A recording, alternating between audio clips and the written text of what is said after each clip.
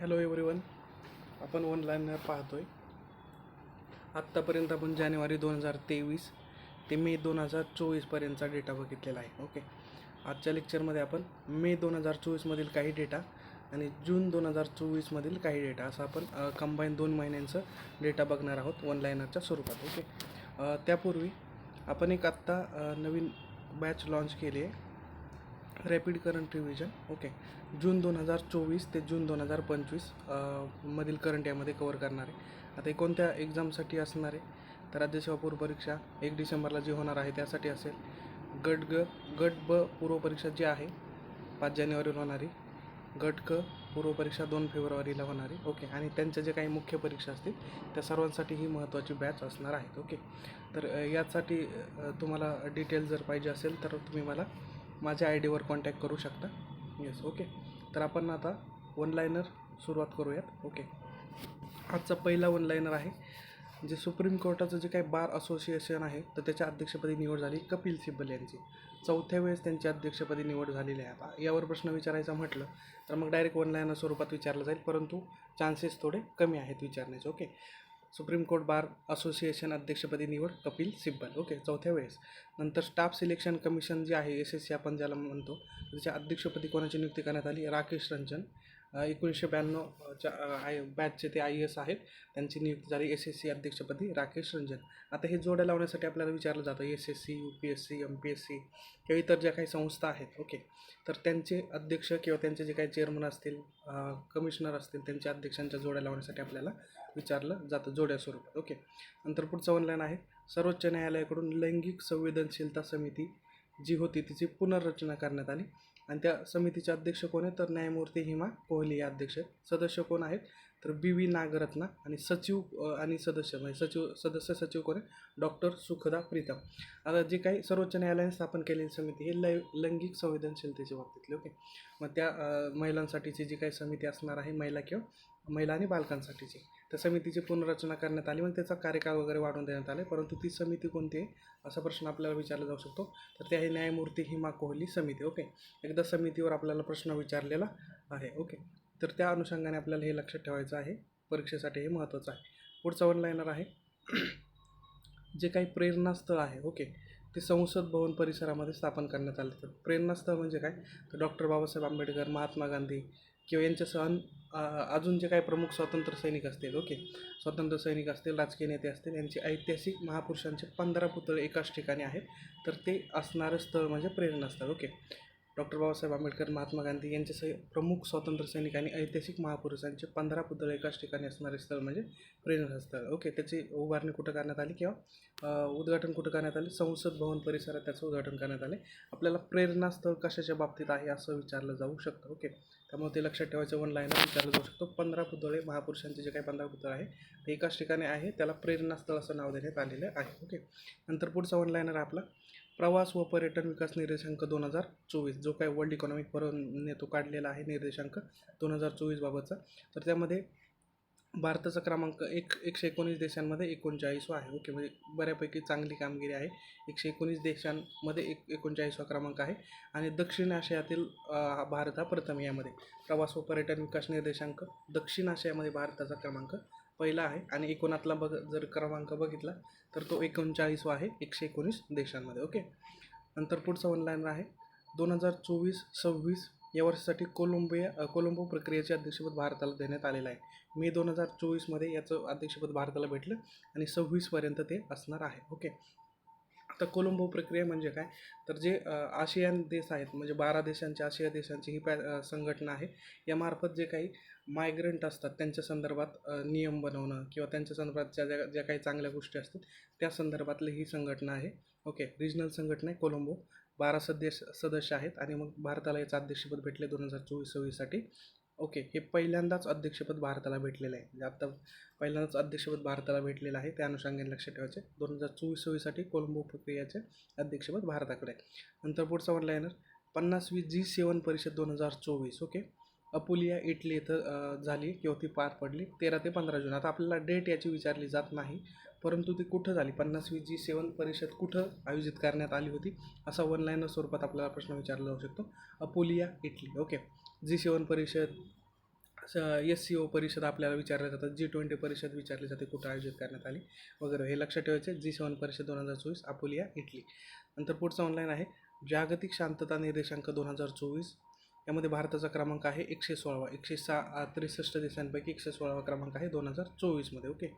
आणि 2023मध्ये 126वा होता, म्हणजे आपली कामगिरी थोडी सुधारली. ओके. 126वरून आपण 116वर आलेलो आहे. जागतिक शांतता निर्देशांक 2024. ओके, हे लक्षात ठेवायचं, विचारलं जाऊ शकतं. नंतर पॅलेस्टाईन एकतेचे प्रतीक कलिंगड. ओके, जे काही गाजावर इस्रायलमुळे जे काही सततचे हल्ले होतात त्यासाठी पॅलेस्टाईनला पाठिंबा देण्यासाठी पॅलेस्टाईनचे एकतेचे प्रतीक आहे कलिंगड. आता हे विचारले जाण्याचे चान्सेस थोडे कमी येतं, परंतु जर विचारलं तर मग ते कलिंगड लक्षात ठेवा. पॅलेस्टाईन एकतेचं प्रतीक आहे कलिंगड. ओके. नंतर पुढचा वन लाईनर आहे आपला world organisation for animal health. Okay, त्याला WOAH म्हटलं जातं, world organisation for animal health. त्याचे महासंचालक म्हणून इमॅन्युअल सौबेरेन यांची नियुक्ती करण्यात आलेली आहे. World organisation for animal health. Okay, महासंचालक इमॅन्युअल सौबेरेन. आता हे जोड्या लावण्यासाठीच प्रश्न आपल्याला विचारला जाऊ शकतो, जसं WHOचे महासंचालक कोण आहे. ओके, किंवा इतर जे काही इंटरनॅशनल संघटना आहेत त्यांचे महासंचालक किंवा संचालक आपल्याला विचारले जातात, त्याच्या अनुषंगाने हे विचारलं जाऊ शकतं. नंतर पुढचा ऑनलाईन आहे बिगर नागरिकांसाठी सशस्त्र दलात सामील होण्यासाठी दल खुले करणारा देश कोणता आहे, तर तो आहे ऑस्ट्रेलिया. ओके, म्हणजे तिथं तुम्ही नागरिक नसले तरीही तुम्हाला सशस्त्र दलामध्ये सहभागी होता येतं किंवा सामील होता येतं, परंतु अट एकच आहे, किमान 12 महिने तिथं रहिवास पाहिजे तुमचा. म्हणजे तुम्ही आता ऑस्ट्रेलियात गेले, 12 महिने राहिले, 13 महिने राहिले, 12 महिने राहिले, तर तुम्हाला तिथल्या सशस्त्र दलात सहभागी होता येईल. नागरिक असणं गरजेचं नाही. ओके, म्हणजे बिगर नागरिकांसाठी सशस्त्र दलात सामील होण्यासाठी दल खुले करणारा देश कोणता आहे, ऑस्ट्रेलिया आहे. महत्त्वाचा आहे, यावर प्रश्न विचारला जाईल. नंतर पुढचा ऑनलाईन आहे युनायटेड नेशनच्या महासभेचं जे काही 79वं अधिवेशन झालं, तर त्याचे अध्यक्ष म्हणून कोणाची निवड करण्यात आली होती, फिलेमन यांग. ओके, कॅमेरूनचे माजी PM येते. 10 सप्टेंबर 2024पासून त्यांची नियुक्ती, म्हणजे डिक्लेअर आधीच करण्यात आलं मेमध्ये, आणि मग 24पासून त्यांच्याकडं अध्यक्षपद असेल. आता एवढं डिटेलमध्ये आपल्याला काय विचारलं जाणार नाही. जर विचारायचंच म्हटलं तर GS3मध्ये जे काही इंटरनॅशनल रिलेशनच्या बाबतीतले जे काही ऑर्गनायझेशन आहेत, इंटरनॅशनल ऑर्गनायझेशन, तर तिकडे ते विचारलं जाऊ शकतं. मग तिकडे तुम्हाला आमसभेचं किंवा महासभेचं अधिवेशन कधी असतं वगैरे, म्हणजे सप्टेंबर वगैरे, हे सुद्धा डिटेलमध्ये HRDमध्ये विचारलं जातं. इकडे विचारण्याचे चान्सेस कमी आहेत. ओके. नंतर पुढचा ऑनलाईन आहे घाटकोपर दुर्घटना चौकशी समिती. तर ती समिती कोणाच्या अध्यक्षतेखाली स्थापन करण्यात आली, न्यायमूर्ती दिलीप भोसले समिती. ओके, निवृत्त हायकोर्टाचे मुख्य जज आहेत ते. घाटकोपर दुर्घटना, जी काही घाटकोपरमध्ये फ्लेक्स पडला होता आणि जवळपास 17 लोकांचे जीव गेले होते, आणि मग जखमी वगैरे तर बरेच झालेले. ओके, तर 17 लोकांचे जीव गेलेले जे काही घाटकोपरमध्ये दुर्घटना झाली होती, त्यासाठी चौकशी समिती स्थापन करण्यात आली. त्या समितीचे अध्यक्ष किंवा ते कोणाच्या अध्यक्षतेखाली स्थापन करण्यात आली, दिलीप भोसले. ओके, न्यायमूर्ती दिलीप भोसले, निवृत्त हायकोर्टाचे ते मुख्य जज होते. ओके.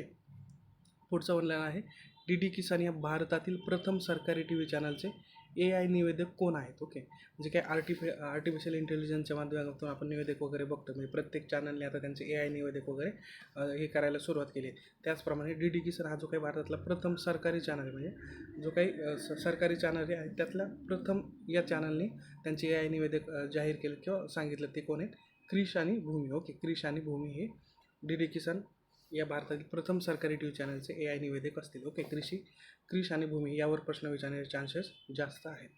नंतर पुढचं ऑनलाईन आहे सर्वाधिक FDI आकर्षित 2023-24मध्ये करणारं राज्य कोणतं आहे, ते आहे महाराष्ट्र. ओके, काही दिवसांपूर्वी किंवा मागच्या वर्षांमध्ये महाराष्ट्र मागे पडलं होतं, गुजरात वगैरे पहिल्या क्रमांकावर होतं, परंतु 23-24मध्ये FDI आकर्षित करणारं पहिलं राज्य कोणतं आहे, तर महाराष्ट्र आहे. दुसरं राज्य आहे ते कर्नाटक आहे. ओके, दुसरं राज्य आहे ते कर्नाटक आहे, आणि पहिलं आहे महाराष्ट्र, हे लक्षात ठेवायचं आहे. नंतर पुढचं ऑनलाईन आहे इंडिया स्किल्स राष्ट्रीय स्पर्धा 2024 कुठं आयोजन करण्यात आलं होतं, द्वारका, दिल्ली येथे, 15 मे 2024. तर यामध्ये प्रश्न विचारण्याचे चान्सेस जरासे यामध्ये कमी आहेत. Okay, 2024-25 confederation of Indian industry, म्हणजे CII म्हटलं जातं, त्याच्या अध्यक्षपदी कोणाची निवड करण्यात आली, संजीव पुरी.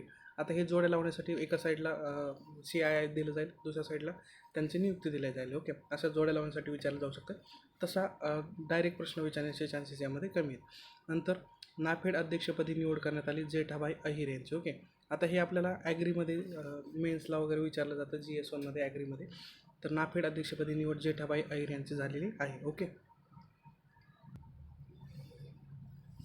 जर आपल्याला नाफेडचा फुल फॉर्म विचारला तर national agriculture cooperative marketing federation of India. एकदा आपल्याला नीतीचा फुल फॉर्म विचारला तर नीती आयोगातल्या जे काही नीती आहे त्याच पद्धतीने जर विचारलं तर national agriculture cooperative marketing federation of India. Okay. आणि स्थापना कधी आहे नाफेडची? 2 ऑक्टोबर 1958. ओके. हे आपल्याला विचारलं जाऊ शकते, हे व्यवस्थित लक्षात ठेवायचं आहे. आणि अध्यक्ष आहेत जेठाभाई अहिर. ओके. नंतर पुढचा वन लाईनर आपल्याला भारतातील प्रथम मल्टीमोडल लॉजिस्टिक पार्क बांधकाम सुरुवात कुठं करण्यात आली? चेन्नई, तामिळनाडू. ओके. जो काही मल्टीमोडल लॉजिस्टिक पार्क आहे त्याचे बांधकामास सुरुवात कुठं करण्यात आली? चेन्नई, तामिळनाडू. भारतातला तो पहिला असणार आहे. आणि इंटरनॅशनल मल्टीमोडल म्हटलं तर तो आसाम वगैरे तिकडं आहे. ओके. आणि भारतातील पहिला बांधकामास सुरुवात म्हटलं तर ती चेन्नई, तामिळनाडू इथे आहे. Okay. Chennai, Tamil Nadu first multimodal logistic park in India. Okay. Reliance industry लिमिटेडचा तो असणार आहे. ओके. आणि जर the country's first international multimodal logistic park is being develop in Jogighopa, Assam. Okay. म्हणजे हे 2 वेगवेगळ्या गोष्टी आपल्याला लक्षात ठेवायच्या. ही न्यूज आता ही 2023ची आहे. आत्ताचा जो काही रिसेंटली आहे आपला मल्टीमोडल लॉजिस्टिक पार्क तो चेन्नई, तामिळनाडू इथं बांधकामास सुरुवात करण्यात आलेली आहे. ह्या 2 वेगवेगळ्या गोष्टी लक्षात ठेवायच्या. आसाममध्ये काय आहे आणि तामिळनाडू, चेन्नईमध्ये काय आहे. ओके. हे महत्त्वाचं आहे, यामध्ये कन्फ्युजन होऊ शकतं. ओके. नंतर पुढचा वन लाईनर आहे आपला ब्लूमबर्ग जून 2024नुसार आशियातील सर्वात श्रीमंत व्यक्ती कोण आहे? तर गौतम अदानी. 109 अब्ज डॉलर त्यांची संपत्ती आहे. कुणी हा रिपोर्ट केला आहे, कुणी रिपोर्ट काढला आहे? तर ब्लूमबर्ग या कंपनीने काढलेला आहे जून 2024नुसार. आशियातील सर्वात श्रीमंत व्यक्ती म्हणजे आशियातली सर्वात श्रीमंत व्यक्ती गौतम अदानी. आणि जगातील सर्वात श्रीमंत म्हटलं तर बर्नार्डी अर्नॉल्ड. 207 अब्ज डॉलर त्यांची संपत्ती आहे. म्हणजे जवळपास गौतम अदानींच्या दुप्पट संपत्ती त्यांची आहे. ओके. नंतर पुढचा ऑनलाईन आहे RBIच्या आर्थिक फसवणुकीला आळा घालण्यासाठी 3रं जागतिक हॅकेथॉन कोणतं किंवा काय पार पडलं तर ते आहे हर्बिंगर 2024. ओके. 2000 RBIच्या आर्थिक फसवणुकीला आळा घालण्यासाठीचं. ओके. 3रं जागतिक हॅकेथॉन. आता प्रश्न विचारण्याचे चान्सेस खूप कमी आहेत, परंतु 3रं जागतिक हॅकेथॉन पार पडले आहे, एवढं लक्षात राहू द्या. नंतर पुढचा ऑनलाईन आहे भारतातील सर्वात मोठा इथेन क्रॅकर प्रकल्प उभारणी कुठं होणार आहे? तर ते मध्य प्रदेशमध्ये होणार आहे. ओके. इथेन क्रॅकर प्रकल्पाची उभारणी कुठं होणार आहे? मध्य प्रदेशमध्ये. भारतातील सर्वात मोठा इथेन क्रॅकर प्रकल्प मध्य प्रदेश. ओके. नंतर global gender gap report 2024 by world economic forum. त्यात इंडियाचा क्रमांक आहे 129. 2023मध्ये 127 होता. म्हणजे आता आपला क्रमांक घसरला आहे. 127वरून आपण 129व्या क्रमांकावर गेलो 2024मध्ये. Global gender gap report 2024. Okay. World economic forum तो काढत असतो. आता हे क्रमांक आपल्याला काही क्रमांक आपल्याला पाठच करायला लागणार आहेत. जागतिक शांतता क्रमांक असेल किंवा ग्लोबल जेंडर गॅप. आता हा जो काही क्रमांक आहे आपल्याला तो इकॉनॉमिक्सच्या दृष्टीने पण विचारला जाऊ शकतो आणि करंटच्या दृष्टीने पण विचारला जाऊ शकतो. त्याच्यामुळे हे महत्त्वाचं आहे, हा आपल्याला लक्षात ठेवायचा आहे. नंतर पुढचं ऑनलाईन आहे पंतप्रधान नरेंद्र मोदींनी 3 दिवस ध्यानधारणा केली तर ते स्थळ कोणतं होतं किंवा कुठं ध्यानधारणा केली असा डायरेक्ट वन लाईनर स्वरूपात आपल्याला प्रश्न विचारला जाऊ शकतो. तर स्वामी विवेकानंद स्मारक कन्याकुमारी, जे काही तामिळनाडूमधले स्वामी विवेकानंद स्मारक आहे तिथे त्यांनी 3 दिवस ध्यानधारणा केलेली आहे. ओके. यावर आपल्याला प्रश्न विचारला जाऊ शकतो. डायरेक्ट वन लाईनर प्रश्न विचारला जाऊ शकतो. सरळ सेवेला वगैरे तो विचारलाच जाईल. ओके. नंतर पुढचं ऑनलाईन आहे भारतातील 22व्या IIMची स्थापना करण्यात आली तर ते कुठं? आसाम इथं करण्यात आली. ओके. 22वा IIM कुठं आहे? मग आसाम इथं. आणि 21वी कुठं स्थापना करण्यात आली होती? मुंबई इथे. ऑगस्ट 2023मध्ये 21व्या IIMची स्थापना करण्यात आली मुंबई. मग 22वं आसाम. आता आपल्याला प्रश्न कसा विचारला जातो? भारतामध्ये एकूण किती IIM आहेत? म्हणजे जून 2024नुसार भारतामध्ये किती IIM आहेत? ओके. यामधून आपल्याला उत्तर काढता येते 22. ओके. नंतर 22वं कुठे आहे? आसाम. 21वं कुठे आहे? मुंबई.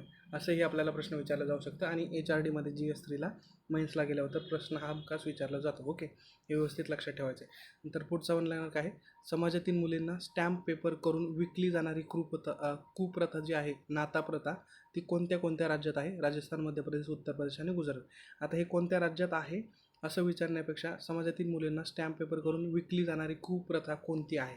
ओके. असंही विचारलं जाऊ शकतं. किंवा नाता प्रथा काय आहे? नाता प्रथा खालील पैकी कशाच्या संदर्भात आहे?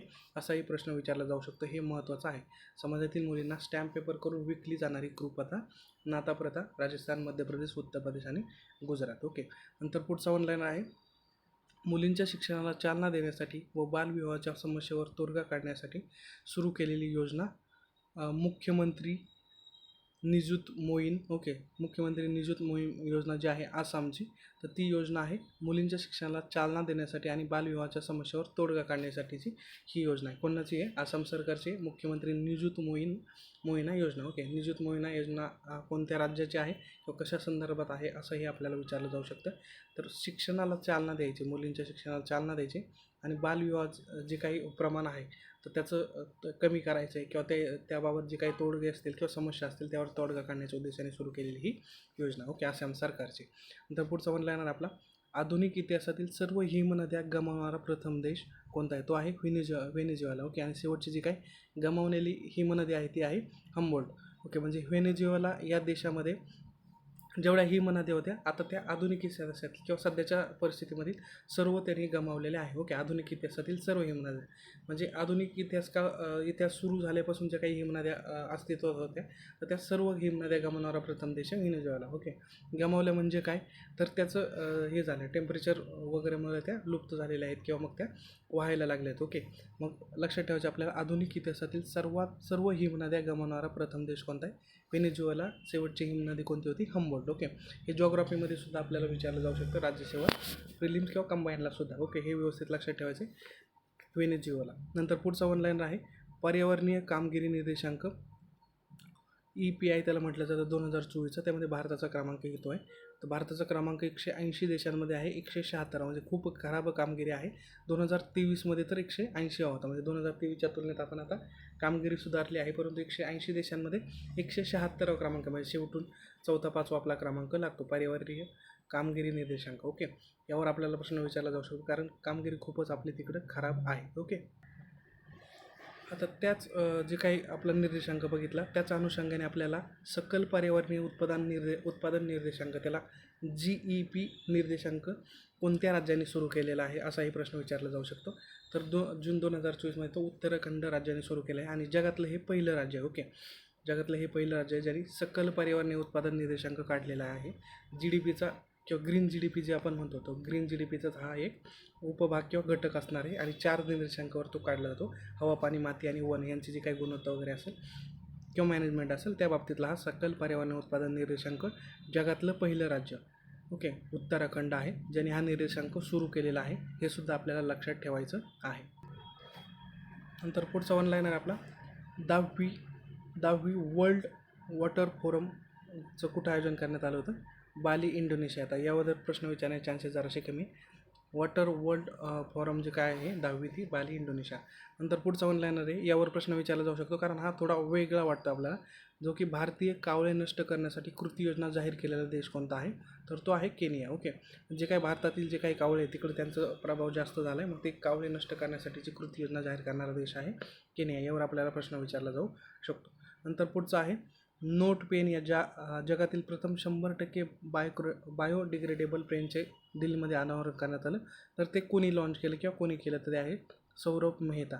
Note pen. ओके, जो काही नोट पेन आहे तो 100% बायोडिग्रेडेबल अनावरण करण्यात आलं त्याचं, तो आहे ते आहेत Saurabh Mehta. Okay, note pen लक्षात राहू द्या 100% त्याचं डिग्रेडेबल होतं आहे आणि दिल्लीमध्ये अनावरण करण्यात आलं. म्हणजे दिल्ली आपल्याला की पॉईंट काय त्यामध्ये दिल्ली, नोट पेन 100% बायोडिग्रेडेबल आणि सौरभ मेहता. ओके, हे नाव आपल्याला महत्त्वाचे किंवा हे की पॉईंट आपल्याला महत्त्वाचे आहेत. पुढचं ऑनलाईन आहे व्याघ्र प्रकल्पात स्थापन होणारे भारतातील प्रथम जीवावरण क्षेत्र कोणतं आहे? तर राजाजी राघोटी बायोस्फिअर कुठं आहे? उत्तराखंड. आता उत्तराखंडच्या बाबतीत आपण GEP निर्देशांक बघितला त्याच्या अनुषंगाने व्याघ्र प्रकल्पात स्थापन होणारं भारतातील प्रथम जीवावरण क्षेत्र म्हणजे व्याघ्र प्रकल्प आहे आणि मग त्यामध्ये प्रथम जीवावरण क्षेत्र स्थापन होते तर ते राजाजी राघोटी बायोस्फिअर उत्तराखंड. ओके, हे एन्व्हायरमेंटमध्ये पर्यावरणासाठी आपल्याला विचारलं जाऊ शकतं. राज्यसेवा पूर्व परीक्षामध्ये तो पर्यावरणामध्ये विचारले जाऊ शकतं. ओके, जोड्या लावण्यासाठी वगैरे आपल्याला ते विचारले जातात. बायोस्फिअर असेल किंवा व्याघ्र प्रकल्प वगैरे असतील म्हणजे राज्य आणि व्याघ्र प्रकल्प यांच्या जोड्या लावण्यासाठी विचारलं जातं. ओके, तर पुढचं ऑनलाईन आहे भारतातील प्रथम पर्यावरण स्नेही राज्य सरकारचे मुख्यालय कोणतं आहे? आसामचं जे काही सचिवालय आहे त्याला भारतातील प्रथम पर्यावरण स्नेही राज्य सरकारचं मुख्यालय म्हणून दर्जा भेटलेला आहे. काय पर्यावरण स्नेही म्हणजे काय? जे काही कागद असतील किंवा जे काही गोष्टी असतील त्याचा वापर कमी कमी करणारं सचिवालय असेल, ऑनलाईन गोष्टी जास्तीत जास्त असतील. ओके, तर त्या अनुषंगाने भारतातले प्रथम पर्यावरण स्नेही राज्य सरकारचे मुख्यालय, जेणेकरून पर्यावरणाचा ऱ्हास कमी होईल, तर ते राज्य सरकारचे मुख्यालय कोणतं आहे? आसाम सचिवालय. नंतर एक पेड मा के नाम मोहीम शुभारंभ करण्यात आली 5 जून 2024ला दिल्ली येतं. ती कोणी केली? माननीय पंतप्रधान नरेंद्र मोदी. आता यावर प्रश्न विचारण्याचे चान्सेस 3 वेगवेगळ्या पद्धतीने, ते म्हणजे एक पेड मा के नाम या मोहिमेचा शुभारंभ कोणी केला? ते माननीय पंतप्रधान नरेंद्र मोदी यांनी. नंतर कुठे केला? दिल्ली येथे. आणि कधी करण्यात आला? 5 जून. ओके, हे 3 गोष्टींवर आपल्याला इकडं प्रश्न विचारला जाऊ शकतो. एक पेड मा के नाम. ओके, नंतर पुढचा ऑनलाईन आहे, डोसच्या संख्येनुसार जगातील सर्वात मोठी लस उत्पादक कंपनी कोणती आहे? तर ते आहे Serum institute of India. Okay, ज्याला आपण SII म्हटलं जातं, Serum institute of India. Serum institute of इंडियाने काय केले? मलेरिया लसींचा पहिला संच निर्यात केला आफ्रिकेतील देशांना. त्याला R21 किंवा मॅट्रिक्स एम म्हटलं जातं. ओके, आता आपल्याला प्रश्न यावर कसा विचारला जाऊ शकतो? डोसाच्या संख्येनुसार जगातील सर्वात मोठी लस उत्पादक कंपनी कोणती आहे? सिरम इन्स्टिट्यूट ऑफ इंडिया आहे. आणि नंतर मग नुकतंच मलेरिया लसींचा पहिला संच त्यांनी आफ्रिकेला हे केला, सुपूर्द केला किंवा निर्यात केला. त्या लसीचं नाव काय? असाही प्रश्न आपल्याला विचारला जाऊ शकतो.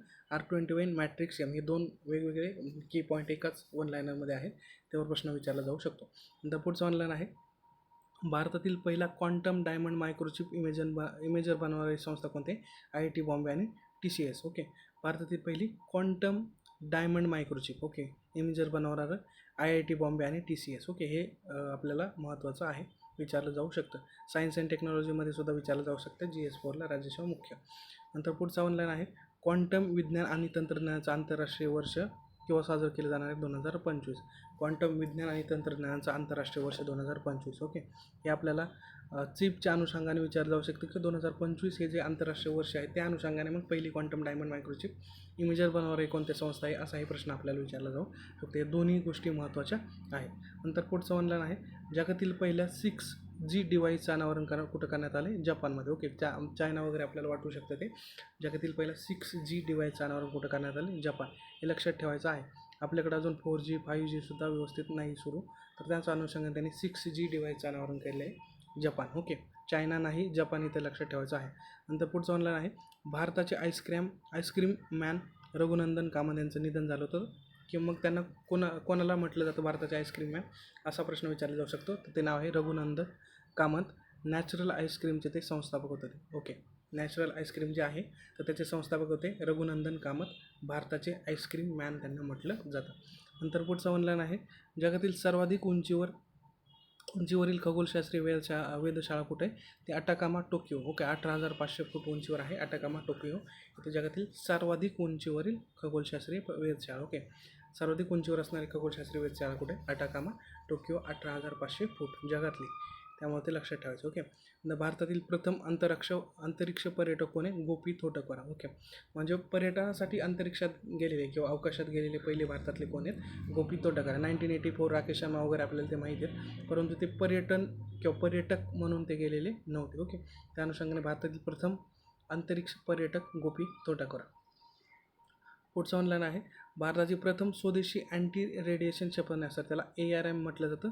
ARM म्हणजेच अँटी रेडिएशन क्षेपणास्त्र कोणतं आहे? रुद्रम. डायरेक्ट प्रश्न विचारला जाऊ शकतो की भारताचं जे काही प्रथम असणारं स्वदेशी बनावटीचं अँटी रेडिएशन क्षेपणास्त्र आहे तर त्याचं नाव काय आहे? ते आहे रुद्रम. ओके, हे नाव लक्षात ठेवायचं आपल्याला, रुद्रम. नंतर पूर्णपणे 3D प्रिंटेड इंजिन सोबतच जगातील पहिल्या रॉकेटचे प्रक्षेपण करणारं किंवा कुठून करण्यात आले? अग्निबाण सॉर्टेड श्रीहरिकोटा. ओके, अग्निबाण सॉर्टेड जे नाव आहे त्याचं श्रीहरिकोटा येथून तिथं प्रक्षेपण करण्यात आले 3D प्रिंटेड इंजिन. आणि जगातलं पहिलं रॉकेटचं हे जे काय 3D प्रिंटेड इंजिनसोबतच जगातील पहिलं रॉकेटचं प्रक्षेपण कुठं करण्यात आले?